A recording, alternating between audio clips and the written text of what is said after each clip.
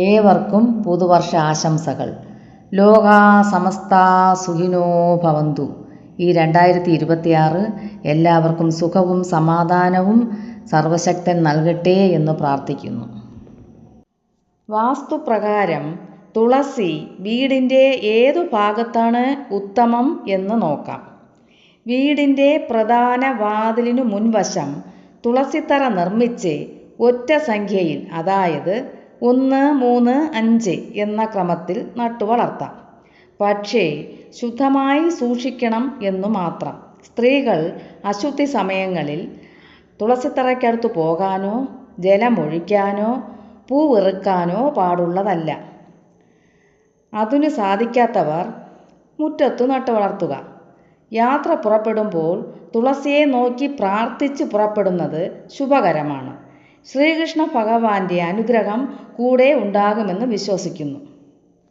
ഭവനങ്ങളിൽ തുളസി ചെടി നടുന്നതുമൂലം നെഗറ്റീവ് ഊർജം ഇല്ലാതാവുകയും പോസിറ്റീവ് ഊർജം വർദ്ധിക്കുകയും ചെയ്യുന്നു. തുളസിച്ചെടി വീടിന് ശാന്തതയും ഐക്യവും ഉണ്ടാകാൻ സഹായിക്കുന്നു. വളരെ അമൂല്യവും പവിത്രവുമായാണ് കണക്കാക്കപ്പെടുന്നത്. ശ്രീകൃഷ്ണ ഭഗവാന്റെ സാന്നിധ്യവും അനുഗ്രഹവും കൂടുതൽ ലഭിക്കുന്ന ഒരു ദിക്കായിട്ടാണ് വടക്ക് കിഴക്ക് ഭാഗത്തെ വാസ്തുശാസ്ത്രപ്രകാരം കണക്കാക്കപ്പെടുന്നത്. രണ്ടാമത്തെ ദിക്ക് എന്ന് പറയുന്നത് കിഴക്ക് ദിക്ക് തന്നെയാണ്.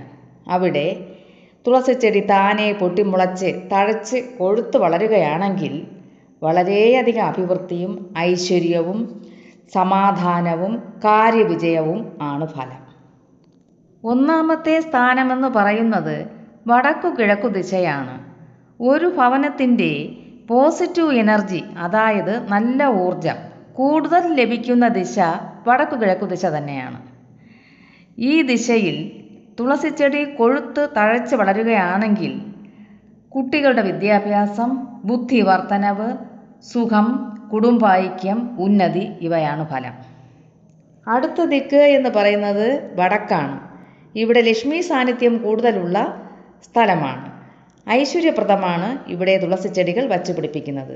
ധനത്തിൻ്റെയും ഐശ്വര്യത്തിൻ്റെയും ദേവതയാണ് മഹാലക്ഷ്മി. കുബേര ദിക്കായിട്ടാണ് കണക്കാക്കപ്പെടുന്നത്. ധനം വർദ്ധിക്കുകയും ദാരിദ്ര്യം വിട്ടുമാറുകയും പെൺകുട്ടികൾ ബുദ്ധിമതികളായും ഐശ്വര്യമുള്ളവരായും ഭവിക്കുകയും ആ ഭവനത്തിലെ സ്ത്രീകൾ ഐശ്വര്യവതികളായി വരികയും ചെയ്യും.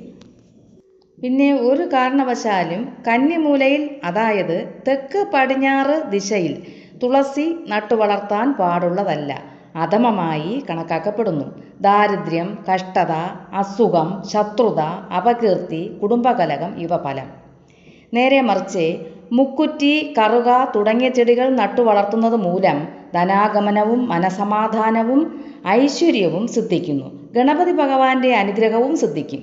വാസ്തുപ്രകാരം എപ്പോഴും കൃഷ്ണതുളസി ഒറ്റ സംഖ്യയിൽ, അതായത് 1, 3, 5 എന്ന ക്രമത്തിൽ നട്ടുവളർത്തുന്നതാണ് ഉത്തമം.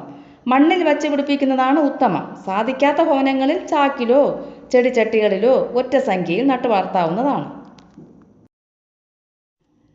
തെക്ക് കിഴക്ക് ഭാഗം, അതായത് അഗ്നികോൺ, വടക്ക് പടിഞ്ഞാറ് ഭാഗം വായുകോൺ എന്നീ ദിക്കുകളിൽ തുളസിച്ചെടികൾ അധമമായാണ് കണക്കാക്കപ്പെടുന്നത്. അവിടെ താനേ പൊടിച്ചു വന്നാൽ തന്നെയും അതിനെ മാറ്റി നല്ല ശുഭസ്ഥാനങ്ങളിൽ നടുക. തുളസിച്ചെടികൾ കഷ്ടകാലം വരുന്നതിന് മുമ്പായി ചില സൂചനകൾ കാണാൻ കഴിയും. അതായത് അവ ഉണങ്ങാൻ തുടങ്ങും. ആ ഭാഗങ്ങളിൽ പുതുതായി ചെടികൾ വച്ചു പിടിപ്പിക്കുക. വീഡിയോ ഇഷ്ടമായാൽ സബ്സ്ക്രൈബ് ചെയ്യാനും ലൈക്ക് ചെയ്യാനും കമൻറ്റ് ചെയ്യാനും മറക്കരുത്.